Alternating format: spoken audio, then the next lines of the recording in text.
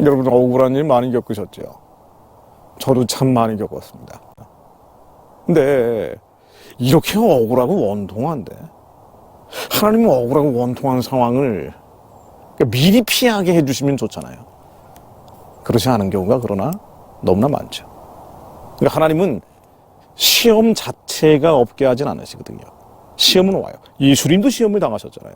사실은 예수님도 시험 당하신 거예요. 예수님이 우리에게 가르쳐 주신 기도는 시험에 들지 않게 하옵시고, 그러니까 시험을 없게 해주세요. 하나님, 추하고 더럽고 악한 영들, 귀신들이 저희들을 공격하지 않게 해주세요가 아니고요. Do not yield to temptation. 시험이 올 때 거기 무너지지 않게 해주세요라고 기도하는 거거든요. 성경에 보십시오. 얼마나 억울하고 원통한 사람들이 많습니까? 창세기 31장 7절로 야곱이 이 라반한테 당한 일들 보세요. 그 삼촌 라반 말이에요. 그들의 아버지가 나를 속여서 품삯을 10번이나 변역하였으니 그러나 하나님이 그를 금하사 나를 해치지 못하게 하셨으며, 이 번역이 좀 애매하게 돼 있는데 has not allowed him to harm me입니다. 나를 해하게는 하지 않으셨다는 거예요. 그러나 그것 말고는 다 했다는 겁니다. 온갖 억울하고 원통한 일들은 라반이라는 삼촌이 말이죠, 나를 종처럼 부리면서 품삯을 10번이나 바꿀 정도로 힘들게 했다는 얘기. 얼마나 억울한 일을 당했는지 그 다음에 또 나옵니다. 38절, 41절로 20년 동안 손실을 다 보충해 줬습니다. 삼촌한테, 아니 제가 고용주고 또 피고용인 아니에요. 그러면은 여기서 발생한 손실은 고용주가 책임을 져야 되는데 다 머슴이 보존을 해준 거예요. 손실을 보충을 해준 겁니다. 낮이나 밤이나 도적이 들면은 물어냈어요. 덥거나 춥거나 눈 붙일 겨를이 없었습니다. 그리고 품삯을, 그러니까 원래 주기로 했던 돈을 계속 디스카운트를 하면서 안 줬다는 얘기예요. 10번이란 말이죠. 그러니까 영적인 공격 자체가 없으면 좋은데 신실한 사람들, 그러니까 하나님의 사람의 역사 아닙니까 성경이? 그러니까 하나님의 사람들, 새벽 예배 드리고 철야기도 하고 금식기도 하는 사람들, 헌금도 따박따박 잘하는데도 불구하고, 너무 신실한데도 불구하고 영적인 공격 자체가 없지는 않다는 거예요. 귀신들은 우사자처럼 삼킬자를 찾기 때문에 그 신실한 사람들조차도 하나님이 미리 막지는 않는다는 겁니다. 이 보세요. 야곱이 10번이랑 억울하고 원통하게 품삯을 뒤집어 버리잖아요, 삼촌이. 그러니까 이런 일을 미리 막지는 않는데, 기도하는 것은 이런 상황에서 믿는 자건 믿지 않는 자건 시험이 올 때 막 무너지지 않는 겁니다. 시험에 무너져 버리지 않는 거예요. 신앙을 저버리지 않는 겁니다.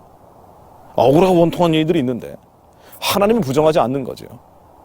그래서 32장 42절로 우리 아버지의 하나님, 아브라함의 하나님, 곧 이삭에 경외하는 이가 나와 함께 계시지 아니하셨다면, 하나님과 항상 함께 있는 겁니다.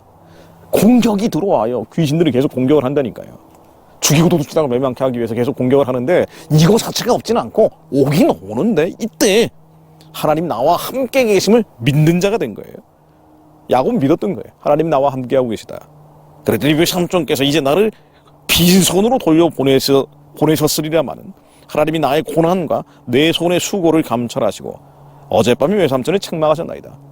아주 풍성하고 번영돼서 돌아가게 되죠. 그러니까 시험이 오는데 하나님이 붙잡았더니 하나님이 결국 지키신다는 거죠. 애시당초 없지는 않고. 그래서 고난과 환난과 시련, 억울하고 원통한 일들은요, 오히려 경건한 자들에게 더 있을 수도 있습니다. 하나님의 주권적인 영역이죠. 근데 이 고난은, 시련은, 환난은, 억울하고 원통한 일들은 반드시 목적이 있어요. 하나님은 목적이 있지 우리를 힘들게 하시고 괴롭게 하고 힘들게 하시는 거예요. 그러니까 목적 없이 하시는 게 아니죠. 우리의 사람이 죽는 겁니다. 그 사람이 죽어서 거룩해지는 거예요. 하나님이 거룩하신 것처럼 거룩해지는 겁니다. 원망도 없고 불평, 불만, 자찰하는 게 사라져버린, 모든 걸 놔버린 자들이 되는 거죠. 예수님 안에서 평안한 자들이 되는 거죠. 예수 그리스도 안에서 자유한 자들이 되는 게 하나님의 목표입니다. 하나님과 항상 함께 있는 자들이 되는 거예요. 우리 안에 계신 주님 안에 언제나 머물러 있는 자들이 되는 것, 그게 억울하고 원통한 일들의 목적이죠. 그 야곱이 붙잡았던 하나님은 28장 15절로 베델의 하나님입니다. 내가 너와 함께 있어. 내가 어디로 가든지 너를 지키며 너를 이끌어 이 땅으로 돌아오게 할지라. 내가 내게 허락한 것을 다 이루기까지 너를 떠나지 아니하리라 하신지라. 그 이루기까지, 목적을 이루기까지, 하나님이 선하고 기쁘고 온전하신 뜻을 이룰 때까지 떠나지 않는 하나님. 그리고 야곱은 그 하나님을 믿었던 거예요. 자, 그런데 성경에서 억울하고 원통한 일을 따지면 압권 중에 압권이 다윗, 모세, 요셉이죠. 요셉은 억울하게 노예로 팔려가고 억울하게 종살이 13년을 합니다. 자, 그런데 39장 2절로 노예 사이를 시키고 감옥에도 보내는데 하나님과 항상 함께 있기 때문에 그 감옥과 노예 살이 자체를 없애주는 건 아니에요. 하나님 이걸 미리 막지는 않는다니까요. 미리 막지는 않으시더라고요. 이 있을 수 없는 일들을 미리 막아주면 얼마나 좋겠습니까만은 막지를 않으세요. 그럼 다 노출시킵니다. 그러나 주님이 함께 하심을 믿을 때, 예수 그리스도 안에 있을 때, 성령님 안에, 진리 안에, 말씀 위에 서 있을 때, 우리 심장 가운데 계신 예수님께 딱 붙어 있을 때, 그때 주님은 시련, 환난, 고난이 있음에도 불구하고 억울하고 원통한 상황에서도 형통케 하십니다. 39장 2절 여호와께서 요셉과 함께 하심으로 그가 형통한 자가 되어 그 주인 애굽 사람의 집에 있으니 프라스퍼합니다. 애굽 사람마저 집과 밭과 모든 소유가 복받게 하십니다. 23절로 천옥은 그의 손에 맡긴 것을 무엇이든지 돌아보지 아니하였으니 이는 여호와께서 요셉과 함께 하십니다. 여호와께서 그의 범사에 형통케 하셨더라. 아니 감옥살이 하는데, 종살이 하는데 형통할 게 뭐 있어요? 형통할 거면 감옥살이 안 해야죠. 종살이 안 해야죠.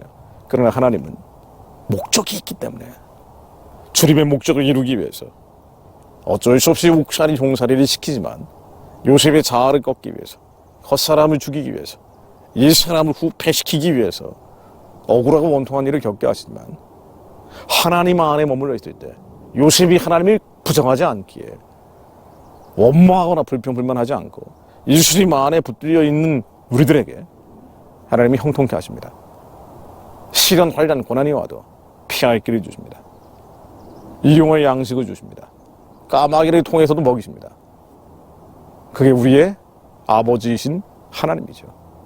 그리고 목적을 이루십니다.